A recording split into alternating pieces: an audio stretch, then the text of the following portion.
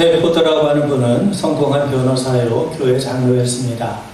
그는 가족과 함께 유럽 여행을 계획했는데 급한 일로 인해 아내와 네 딸을 먼저 보내고 자신은 늦게 합류할 예정이었습니다.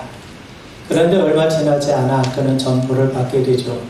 가족이 탄 여객선이 대서양을 항해하던 중에 영국 선박과 충돌해서 침몰했다는 겁니다. 그의 아내는 가까스로 생명을 부지했지만 네 딸들은 모두 익사했다는 비보입니다. 그는 심한 충격에 사로잡혔어요. 곧장 사고 현장을 달려갔습니다.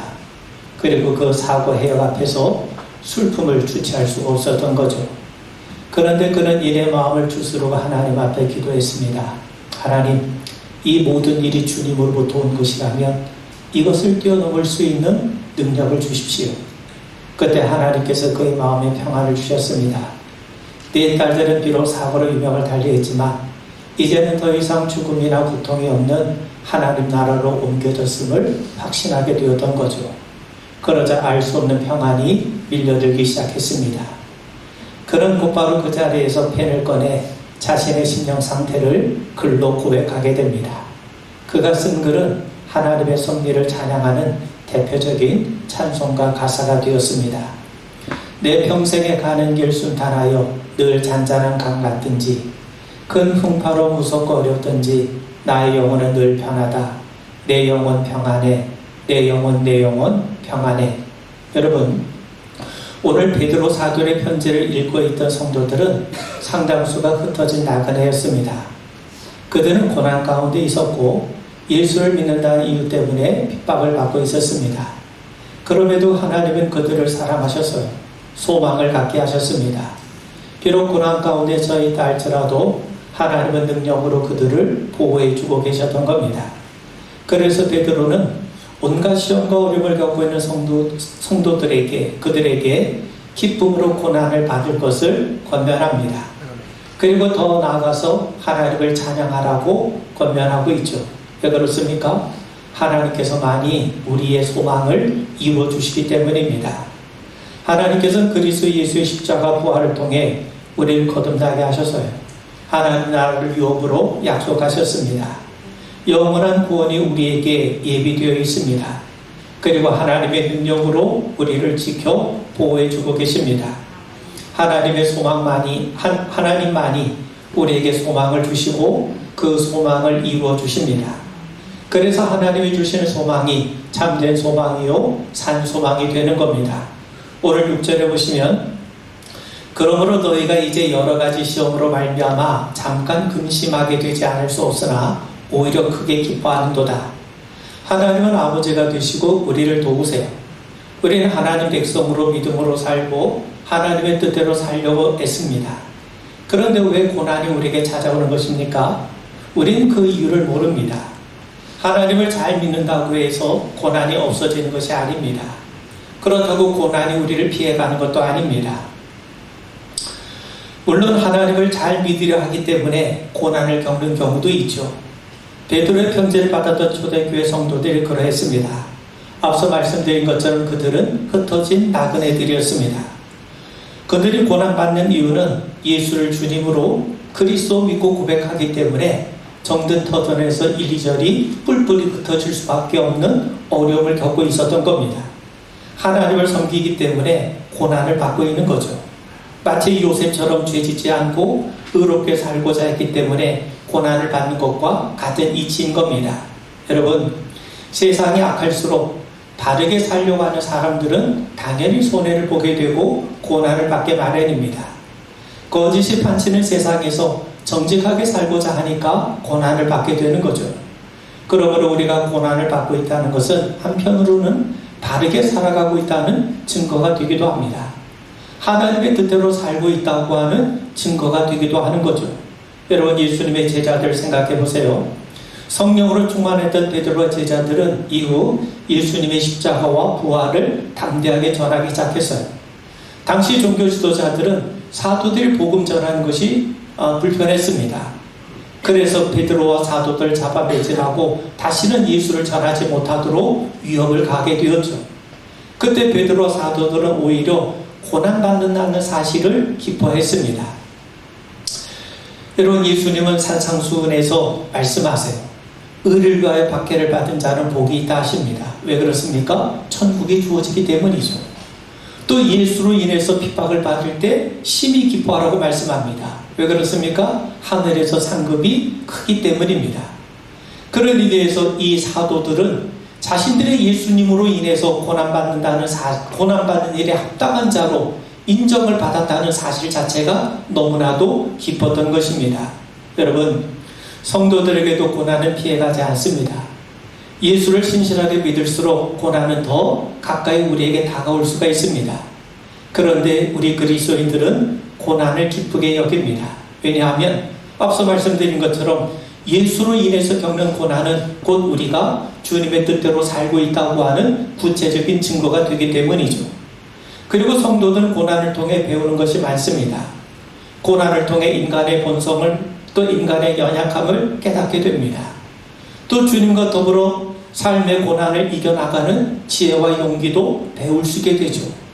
하나님의 일에 사용된 사람들은 한결같이 고난의 과정을 겪었습니다. 그런 과정을 통해 하나님의 사람으로 온전히 다듬어지기도 하고 또 교회든 사회든 공동체를 이끌어가는 지도자로 세워질 수가 있었던 겁니다. 고난의 과정을 이수하지 못하면 하나님에 대한 믿음을 잃어버리게 돼요. 그렇게 되면 삶을 두려워하거나 저주하면서 유약한 인간으로 전락하기 십상입니다. 여러분, 사도 베드로는 그리스도 예수의 부활로 인해 우리는 거듭났고 하늘나라 유업에 대해서 산소망을 갖게 되었다고 말씀합니다. 앞서 말씀드린 것처럼 지금 베드로의 말씀을 듣고 있는 성도들은 흩어진 나그네로 예수로 인해서 고난과 핍박을 받고 있는 사람들이었습니다. 여러분, 베드로전서에서 가장 많이 언급되고 있는 단어가 고난입니다. 베드로는 고난 가운데 있는 성도들 위로하고 있어요. 2장 19절에 보면 부당하게 고난을 받아도 하나님을 생각함으로 슬픔을 참으면 이는 아름답다고 말씀합니다. 3장 14절에 보면 의를 위하여 고난을 받으면 복 있는 자라고 말씀하죠. 또 17절에 보면 선을 행함으로 고난받는 것이 하나님의 뜻이라고 말씀합니다. 무엇보다 예수님께서도 고난을 받으셨지만 잘 참으셨고 이 고난을 통해 영광을 얻게 되셨다고 말씀하고 있어요. 그래서 4장 16절에 보면 만일 그리스도인으로 고난을 받은 즉 부끄러워하지 말고 도리어 그 이름으로 하나님께 영광을 돌리라, 이렇게 권면합니다. 5장 1절에 보면 베드로 자신도 나는 함께 장로된 자요 그리스도의 고난의 증인이요 나타날 영광에 참여할 자니라 라고 고백하고 있죠. 여러분, 고난이 결코 성도들을 피해가지 않습니다. 그런데 우리는 그리스도 예수의 부활로 인해서 산 소망을 가진 사람들입니다. 하늘나라의 유업과 마지막 때의 구원이 확실합니다.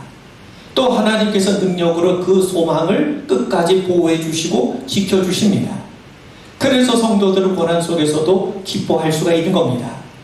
비록 여러 가지 시험으로 인해서 우리가 잠깐 근심할 수는 있지만 그럼에도 불구하고 우리는 기뻐할 수 있어요. 왜 그렇습니까? 십자가에 죽으셨지만 우리 예수님께서 사흘 만에 부활하셨고 그 부활하신 예수님께서 우리와 함께하고 계시기 때문입니다. 여러분, 선인장 잘 아시죠? 선인장은 사막과 같이 건조한 지역에서 자생하는 고온 건조성 식물입니다. 선인장은 자체의 수분을 많이 함유하고 있기 때문에 건조한 날씨 가운데서도 죽지 않고 잘 자라납니다. 그런데 선인장의 특징이 있어요. 어떤 종류의 선인장이든 가시를 가지고 있다는 겁니다. 가시 없는 선인장은 없습니다. 그리고 선인장의 꽃은 반드시 가시와 가시 사이에 피어납니다. 일반적으로 가시가 크면 꽃이 작고 가시가 작으면 꽃이 커요. 그렇다면 선인장에는 왜 가시가 있는 겁니까? 가시가 없이 꽃만 있다면 더 많은 사람들의 사랑을 받을 수 있을 텐데 왜 선인장에는 가시를 가져야 하는 겁니까? 그것은요, 가시로 인해서 생명의 보호를 받을 수 있기 때문이에요. 선인장은 자체 조직 내에 수분이 많기 때문에 사막의 초식동물들에게 아주 좋은 먹이가 될 수가 있습니다. 목이 많은 초식동물이 수분을 얻기 위해서 선인장을 삼킬 수 있기 때문이죠. 그래서 선인장의 가시들은 초식동물이 함부로 접근할 수 없도록 막아줍니다. 가시로 인해서 조식동물들은 선인장에 접근할 수 없게 되는 거죠. 뿐만 아니라 선인장의 몸체에 박혀있는 가시는 강렬한 태양의 광선을 잘 견디게 해서 수분 증발을 억제해준다고 그래요. 건조한 사막에서 수분을 잃는다는 것은 곧 죽음을 의미하지 않겠습니까? 바로 이 가시가 몸체에 박혀 있어서 수분 증발을 억제해주고 보호해준다는 겁니다. 여러분, 요즘 선인장은 그 쓰임새가 굉장히 다양합니다. 관상용으로도 쓰이고 또 약으로, 잔악꿀과 같은 식용으로, 동물의 사료용으로, 또 비누와 같은 미용으로도 아주 광범위하게 사용되죠. 가시 때문에 흉해 보이지만 정작 가시야말로 선인장을 보호해주는 비장의 무기가 되는 거죠. 짐승들로부터 생명을 지켜주고 수분의 증발을 막아주는 역할을 바로 가시가 하는 겁니다. 그런 의미에서 가시가 선인장의 가치를 보호해주고 높여주고 있다는 거죠. 여러분, 바울에게도 육체의 가시가 있어서요. 얼마나 힘들었던지 하나님 앞에 3번이나 부르짖지 않았습니까? 하나님, 가시를 제거해 주세요. 그런데 하나님에게서는 아무런 응답이 없습니다. 3번째 기도할 때 비로소 응답하셨어요. 그것도 바울의 간구와 전혀 다르게 응답하십니다. 바울은 육체의 가시를 없애달라고 간구했는데 하나님은 전혀 그의 기대와 다르게 응답하세요. 내 은혜가 내게 족하도다. 이는 내 능력이 약한 데에서 온전하여짐이라. 바울은 고통스러워 죽겠는데 하나님은 바울이 그 고통 상태에 있는 것이 좋겠다고 말씀하신 겁니다. 가시가 내게 있는 게 좋겠다. 내가 그 가시로 인해 힘들겠지만 네가 약할 때 너는 나에게 더욱더 의지할 것이고 그럴 때 내 능력이 네게 온전하게 드러나지 않겠느냐. 이게 바로 하나님의 응답이었던 겁니다. 여러분, 사실 하나님의 응답은 위로가 아니에요. 내가 힘들어하는 걸 보니까 내 마음도 아프구나. 근데 조금만 참아라. 때가 되면 반드시 내가 너를 도와주마. 이런 말씀이 아니었습니다. 나는 고난 가운데 힘들어하는데 하나님은 내가 그 고난 가운데 있는 것이 더 좋다는 거예요. 그러면서 그 이유가 뭡니까? 내 은혜가 네게 족하도다 말씀합니다. 왜 그렇습니까? 가시가 하나님을 찾게 만들기 때문이에요. 가시 때문에 하나님께로 더 가까이 나아갈 수 있기 때문입니다. 가시 때문에 더 하나님을 의지하고 가시 때문에 하나님을 더욱더 부르짖고 나아갈 수 있게 만들기 때문인 거죠. 그 결과 우리는 하나님의 강함을 경험할 수 있습니다. 여러분, 바울도 가시가 있었기 때문에 하나님께 간절한 마음으로 3번이나 간구하지 않았습니까? 우리가 성경에 보면 고통 때문에 하나님 앞에 나간 사람들의 이야기가 가득해요. 그들은 고난 속에서 하나님의 위로를 발견했고 하나님의 놀라운 은혜를 체험했던 겁니다. 여러분, 우리에게 아무 문제가 없고 편안하면 하나님을 간절히 찾을 마음이 생깁니까? 그렇지 않죠. 오히려 하나님을 등한시 여기고 그러다가 잊어버리기 십상입니다. 그런데 고난에 처하게 되면 천도의 의지 없어서 손들고 옵니다. 주 나를 박대하시면 제가 어디로 가겠습니까? 그런 심정으로 하나님 앞에 나오게 마련입니다. 당자가 그러했어요. 강할 때 아버지의 곁을 떠났지 않았습니까? 그런데 약해졌을 때, 고난 가운데 처했을 때 비로소 그는 두 손 들고 아버지께로 돌아오지 않았습니까? 여러분, 가시는 우리를 겸손케 합니다. 하나님을 간절히 찾게 합니다. 그래서 하나님께서 때로 우리 인생 속에 가시를 심어놓으신 겁니다. 조금이라도 교만한 마음이 들 때마다, 조금이라도 하나님의 곁을 떠나고 싶은 마음이 들 때마다 가시의 찔림을 통해 더 겸손해지고 더 하나님께로 나아가게 하기를 원하셨던 겁니다. 여러분, 가시는 마치 브레이크와 같아서 교만으로 치닫는 것을 막아줍니다. 여러분, 교만은 자신을 망가뜨리는 건 물론 다른 사람들까지도 상처를 주지 않습니까? 그래서 하나님은 가시를 통해 우리를 겸손하게 하시고 더 하나님께로 가까이 나오게 만드시는 겁니다. 여러분, 하나님의 능력은 우리가 약할 때 온전해져요. 흙이 단단해서는 그릇을 만들 수가 없죠. 흙에 물이 들어가서 진흙처럼 부드러워져야 그릇을 제대로 만들 수 있지 않겠습니까? 쇠로 연장을 만들 때도 마찬가지죠. 쇠가 단단해서는 연장을 만들 수가 없어요. 쇠가 불에 달궈져 부드러워져야 연장을 만들 수 있는 것 아닙니까? 우리의 심령도 마찬가지죠. 우리의 심령이 딱딱해 있으면 하나님의 능력이 온전히 드러날 수가 없습니다. 그래서 주님은 가시를 통해 우리의 딱딱한 심령을 온유한 심령으로 부드럽게 만들어 가시는 거예요. 여러분, 사람의 이 다리도 적지르면 바로 즉시 좋은 침을 맞으면 회복이 되는 것처럼 때로 가시를 통해서 우리를 하나님 앞에 온전한 사람으로 다듬어 가시고 회복해 가심을 우리 분명하게 믿게 되기를 주의 이름으로 축원을 드립니다.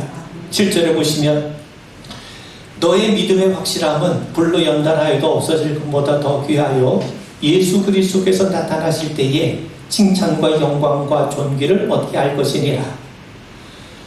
고난은 우리의 믿음을 연단해요. 금보다 더 귀하고 예수님께 인정받고 칭찬받을 만한 믿음으로 우리를 연단시켜 나갑니다. 여러분, 고산 식물은 에델바이스는 추운 겨울 눈 속에서 탐스러운 꽃봉오리를 맺는다고 합니다. 따스한 봄바람에 눈이 녹으면 에델바이스는 청초하고 앙증맞은 자태를 드러낸다고 하죠. 에델바이스는 시련을 이겨낸 인고의 꽃이라고 합니다. 일교차 또 추위가 심할수록 더욱더 신비로운 색을 발한다고 합니다. 여러분, 명장들은 일부러 북풍에 남쪽으로 구부러진 나무를 바이올린 재료로 삼는다고 그래요. 모진 북풍과 혹한의 밤을 견뎌낸 나무가 일반 나무보다 더 아름다운 소리를 낼 수 있다는 겁니다. 마찬가지입니다. 고난은 때때로 우리의 삶과 믿음을 강하고 아름답게 다듬어 갑니다. 그래서 베드로는 그것이 금보다 더 귀한 믿음이라고 우리에게 말씀하는 겁니다. 여러분, 금은 귀하죠. 그리스 시대부터 화폐로도 활용되어 왔습니다. 금만큼 확실한 도구가 없기 때문이죠. 자본주의도 근본이부터 금을 중심으로 이 화폐 제도가 확립이 되면서 이루어진 것 아닙니까? 하나님께서 성막을 만들라고 하실 때에도 금을 사용해서 많은 성구를 만들게 하셔서요. 요한계시록에 보면 새 예루살렘 성이 정금으로 되어 있다고 하지 않습니까? 그만큼 금은 부의 척도요, 소중하고 가치 있는 것들의 상징입니다. 그런데 베드로 사도는 고난을 통해 연단된 믿음이 금보다 더 귀하다고 말씀해요. 예수 그리스도를 믿는 믿음, 고난 속에서도 예수를 주님으로 그리스도로 믿는 이 믿음이야말로 금보다 더 귀한 믿음이라고 말씀합니다. 베드로서 1장 1절에 보면 이런 믿음을 베드로는 보배로운 믿음이라고 말씀합니다. 믿음은 금보다 더 귀한 겁니다. 그렇다면 왜 믿음이 금보다 더 귀합니까? 두 가지 이유를 살펴볼 수 있을 텐데요. 여러분, 금은 우리의 삶에 많은 유익과 편리함을 주죠. 세상에서 금으로 할 수 있는 일이 아주 많습니다. 그런데 금으로 할 수 있다 할지라도 금이 할 수 없는 게 있는데 결코 우리의 영혼을 구원할 수 없다는 거예요. 여러분, 어떤 분이 아내를 따라 억지로 교회로 왔어요. 근데 그날 설교가 창세기 5장에 나와 있는 아담의 족보 이야기입니다. 그 아담의 족보 이야기에 보면 아담은 930세를 살다 죽고, 셋은 912세에 죽고, 에노스는 905세에 죽고, 무두셀라는 969세를 살고 죽었다는 이야기입니다. 아내는 좀 실망이 됐어요. 모처럼 남편을 데리고 나왔는데 그의 마음을 확 휘어잡는 좀 강력한 설교가 아니었기 때문이죠. 그런데 남편이 예배를 마치고 나오면서 교회에 등록하겠다는 거예요. 기적이 일어난 거죠. 그래서 집에 와서 이 남편에게 아내가 물어요. 어떻게 처음 교회 나왔고 설교를 들었는데 교회 등록할 마음이 들었는지 물었어요. 그래서 남편이 자기는 말씀에 굉장히 은혜를 받았다는 겁니다. 오늘 성경 보니까, 오늘 설교 말씀을 들어보니까 사람들이 다 죽은 이야기만 나오더군. 억수로 오래 살기는 살았는데 다 죽었다는 것으로 끝났는데 바로 그 순간 너도 곧 죽는다는 소리가 들렸다는 거예요. 아, 나는 아직 죽을 준비가 되어 있지 않는데 나도 언젠가는 죽게 되겠구나. 그때 비로소 내게도 구세주가 필요하구나. 내게도 구원이 필요하구나. 그런 생각이 들어서 믿기로 작정을 했다는 겁니다. 여러분, 하나님이 세상을 사랑하셔서 예수님을 보내주셨어요. 누구든지 예수를 믿는 자마다 영생을 누리게 하셨습니다. 누가 영생을 얻습니까? 예수를 믿는 자입니다. 아무나가 아닙니다. 누구나가 아닙니다. 하나님은 모든 사람들을 사랑하시고 예수님은 모든 사람들을 위해서 오셨는데 구원은 예수를 믿는 사람만이 얻을 수가 있는 겁니다. 아멘. 그래서 믿음은 금보다 귀한 겁니다. 믿음으로 구원을 받기 때문이죠. 금은 영생을 줄 수 없지만 믿음은 썩지 않고 더럽지 않고 쇠하지 않는 이유, 곧 천국과 영생을 얻게 해줍니다. 그래서 믿음은 금보다 더 귀한 것 아니겠습니까? 당시 초대교회 성도들은 금은 빼앗겼지만 금보다 더 귀한 믿음으로 하나님 나라에 대한 소망을 갖게 되었던 거죠. 고난으로 그들은 금보다 더 귀한 믿음의 소유자가 되었던 겁니다. 그리고 두 번째는요, 우리가 고난을 이길 수 있게 하는 것이 믿음이에요. 고난이 찾아오면 우리가 잠시 근심할 수 있어요. 그런데 성도들은 하나님이 함께 하심을 믿습니다. 하나님을 의지합니다. 공중에 나는 새 한 마리도 하나님이 허락하지 않으시면 떨어지지 않은 법을 압니다. 욥이 비록 사단에게 시험을 받았지만 그 시험의 주권도 하나님의 주권 아래 이루어지고 있음을 알고 있습니다. 그런 의미에서 여러분, 성도들은 고난 가운데 잠시 슬퍼할 수 있지만, 근심할 수 있지만 하나님이 함께 하심을 믿고 하나님의 주권을 믿고 하나님을 더욱더 의지하게 돼요. 그런 의미에서 금을 잃어도 하나님을 얻을 수 있다면 그런 행복한 사람이요, 성공한 사람이요, 지혜로운 사람일 겁니다. 그런데 금을 얻고 하나님을 잃어버린다면 그는 가장 미련하고 어리석은 사람입니다. 생각해 보세요. 금은 때때로 우리에게 시험을 안겨줄 때가 많습니다. 금 때문에 소중한 것을 잃어버린 경우가 종종 있지 않습니까? 여러분, 투금탄의 전설이라는 게 있는데 고려말 다정가의 시조 작자로 알려진 이조년과 그의 이영년 형제가 길을 가다가 우연히 금덩어리를 발견해요. 금덩어리를 줍습니다. 형제는 사이좋게 이 금덩어리를 나누어 갖고 지금의 방화대교 한강을 건너기 위해서 나룻배를 탔어요. 그런데 배가 강 한가운데 이르자 아우가 느닷없이 가지고 있던 금덩어리를 강물에 던져버리는 겁니다. 깜짝 놀란 형이 왜 이렇게 귀한 금덩어리를 버리느냐 이렇게 나무라자 아우가 형에게 얘기를 합니다. 형님, 금덩어리가 귀한 거 왜 제가 모르겠습니까? 근데 이 금을 갖고 보니까 갑작스럽게 형님이 가지고 있는 그 금덩어리까지 욕심이 난다는 거예요. 형님이 없었더라면, 나 혼자 길을 걸었더라면 저 금도 내 것이라는 생각이 머리를 떠나지 않았다는 거예요. 그러고 보니까 저 금덩어리야말로 형님과 제 사이를 해치는 몹쓸 물건이라는 생각이 들어서 강물에 버렸다는 겁니다. 듣고 보니까 동생 말이 100번 옳은 것 같습니다. 그래서 형도 자신의 금덩어리를 강물에 던지고 두 형제는 서로 얼싸안고 호탕하게 웃고 말았다는 이야기입니다. 하마터면 금보다 더 귀한 형제의 우애를 잃을 뻔했다고 하면서요. 그런데 여러분, 우리는 금을 얻기 위해 너무 큰 대가를 지불할 때가 많습니다. 돈은 벌었는데 건강을 잃은 사람들이 많습니다. 재산은 늘렸는데 화목했던 가정이 깨어지고 자녀들이 탈선하기 시작합니다. 친구를 잃어버리고 마음의 평안도 잃어버려요. 그런데 무엇보다도 치명적인 것은 돈 때문에 예수님을 잃어버리는 겁니다. 믿음을 잃어버리면 모든 것을 다 잃어버린 것 아닙니까? 사단은 천하만국의 영광을 주겠다고 예수님을 시험했어요. 근데 예수님 말씀하시죠. 사단아 물러가라. 주 너희 하나님께 경배하고 다만 그를 섬기라. 천하만국의 영광보다 하나님 섬기는 것이 더 귀하고 더 중요한 것이라고 말씀하세요. 여러분, 사실 천하만국의 영광도 사단의 것이 아닙니다. 사단은 거짓의 영이고 불법 세력이에요. 금을 얻기 위해 믿음 저버리는 것은요, 사단을 경배하는 것과 같은 겁니다. 사단을 이기신 예수님이 우리와 함께 하십니다. 그러므로 우리로 하여금 죄사함을 받게 하고 구원을 얻게 하고 영생을 얻게 하고 고난과 핍박을 이기게 하는 이 믿음이야말로 금보다 더 귀한 것임을 우리 분명하게 믿게 되길 바랍니다. 아멘. 마지막으로요, 고난을 통해 연단된 믿음은 금보다 귀하죠. 그런데 믿음의 결론은 구원입니다. 생명을 얻는 겁니다. 사람이 천하를 얻고도 생명을 잃으면 아무것도 아니죠. 복음은 생명을 살립니다. 여러분, 우리가 세상을 살아가려면 돈이 필요하고 금이 필요해요. 하나님도 그걸 아세요. 그래서 그것을 얻을 수 있는 능력을 우리에게 주시는 겁니다. 그리고 물질의 복도 하나님이 주시는 겁니다.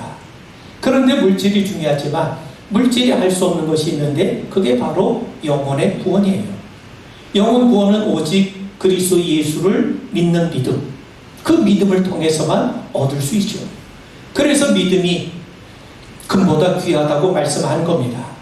그래서 베드로 사도는 믿음의 결론이 뭐냐? 영혼 구원이라고 말씀하죠. 그래서 9절에 보면 믿음의 결국 곧 영혼의 구원을 받음이라. 여러분, 예수님의 제자들이 나가서 놀라운 사역을 감당하죠. 하나님 나라를 선포할 때 귀신이, 병든 자들이 고침을 받고 귀신이 쫓겨나더라는 겁니다. 그때 예수님이 그들에게 말씀합니다. 귀신들이 너희에게 항복하는 것으로 기뻐하지 말고 너희 이름이 하늘에 기록된 것으로 기뻐하라 라고 말씀해요. 병든 자가 고침받고 귀신이 추방당하고 공중 권세 잡은 사단이 하늘에서 떨어집니다. 이 일은 예수님께서도 기뻐하신 일이에요. 그런데 주님은 이것이 우리가 가장 기뻐해야 될 일이 아니라고 말씀해요. 그렇다면 우리가 가장 기뻐해야 될 일이 뭐냐? 그건 바로 우리의 이름이 하늘나라에 기록되었다는 사실입니다. 바로 구원인 거죠. 그런 의미에서 우리가 기뻐해야 될 일은 우리가 예수의 이름으로 무엇을 할 수 있느냐가 아닙니다. 우리가 예수 그리스도로 인해 구원받는 것, 참 생명 누린 것, 이것이 우리에게 진정한 기쁨이 되어야 되는 거죠. 여러분, 구원은 하나님께서 그리스도를 통해 우리에게 주십니다. 구원받은 사람은 하나님과 연합을 맺고 친교를 누리게 되어 있어요. 구원은 하나님 주시는 참 생명을 받는 겁니다. 인간의 생명이 아니라 예수의 생명이에요. 우리가 예수를 믿고 영접할 때 예수의 그 놀라운 생명이 우리 안에 거하게 되는 거죠.